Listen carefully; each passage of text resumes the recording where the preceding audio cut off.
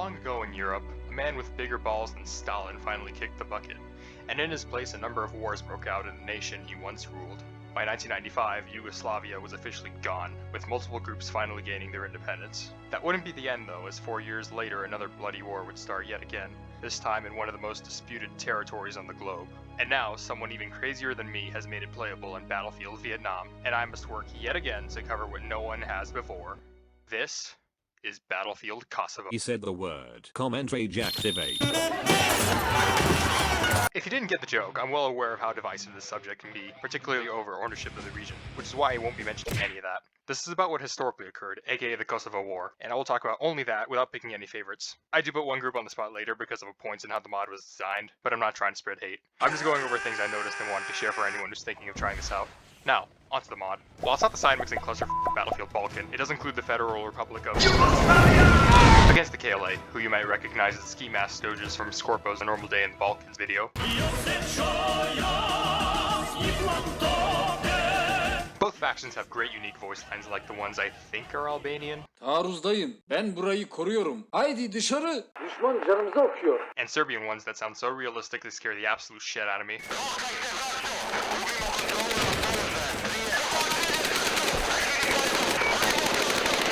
There's also well-modeled uniforms that really look the part, and a great amount of weaponry, a lot of which is reused from Battlefield Balkan. Normally I consider stuff like that a bad thing, but the geographic connection gives it a good pass. You'll notice the same AK-47s, Zastavas, and MD5s, with this new glitch that makes the gun skew off to the side after firing. Some vehicles are also reused, with Yugoslavia getting the M84, the Mi-8, the Mi-24 gunship, the BOV police thing, and this anti-air gun, though these are far from the only ones at your disposal. While the KLA uses modified cars from the stock game, the Serbs get a lot of new toys, mostly in the air warfare field. Aside from the scary-ass Hummer, they also have the Strela 1, the SA-6, the G4 Super Galib, his outdated MiG-21, and the famed MiG-29 Fulcrum. Why do they get so much anti-air? Well, sure not because of rebels.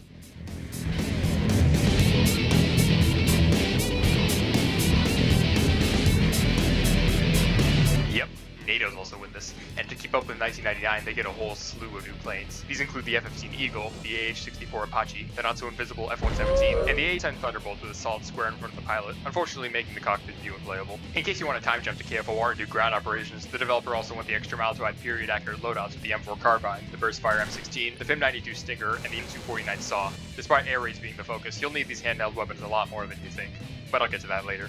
Now my favorite part, the menu music is absolute perfection. If you actually tried Battlefield Balkan, you'll know that the menu has no music to speak of, which is not the case with this. The loading one is some country thing, I guess. But the one that plays immediately when you open the game is Ovoje Balkan, a Serbian rock song about the Balkans being cursed with years of division and war.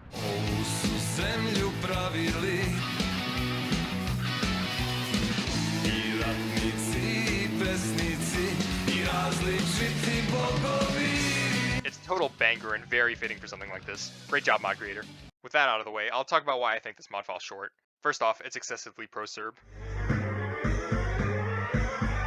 A little bias can be fine sometimes, but for a game involving a Balkan war, just don't. Up until the moment you get drafted, there are multiple things present that make it seem like Milosevic designed this while beating his meat, though that's not to say it's off-brand considering the mod's literally called Serbian Special Forces. That name isn't bad, but I would have chosen Battlefield Kosovo to make it more obvious that this is indeed a once-in-a-lifetime find. This stuff won't affect gameplay, but the bias is pretty noticeable in certain map briefings. Some are fairly accurate in telling what actually happened, but the use of exclamation points, the army saved the day notion, and the vague term Albanian terrorists make the briefing sound really unprofessional. Battlefield Balkan does not do this, and looking side by side, you can easily feel the difference.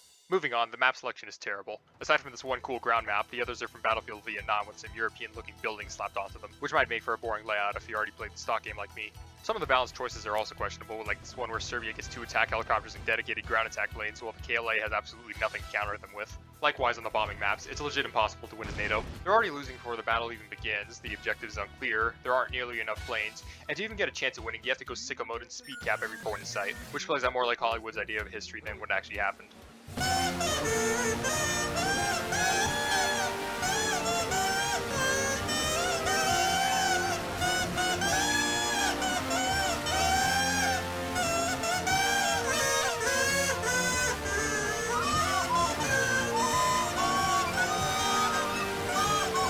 If you were hoping to play plays Yugoslavia here, the points I mentioned also make NATO pretty boring to defend against, so I wouldn't even bother. Despite these gripes, there is one map I did enjoy doing, which is the Battle of Kosari taking place near a checkpoint on the Albanian border.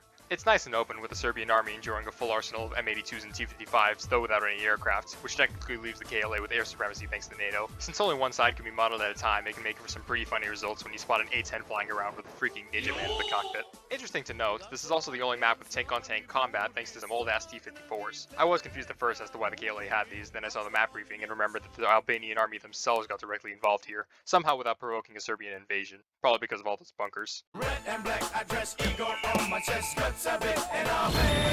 It might be unrealistic since Albania probably only helped with artillery here, but from a gamer standpoint it is hella fun to see Soviet tanks forced to fight each other.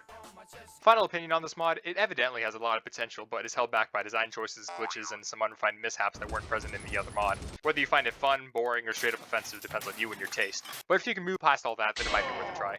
Hope you enjoyed and see you next time.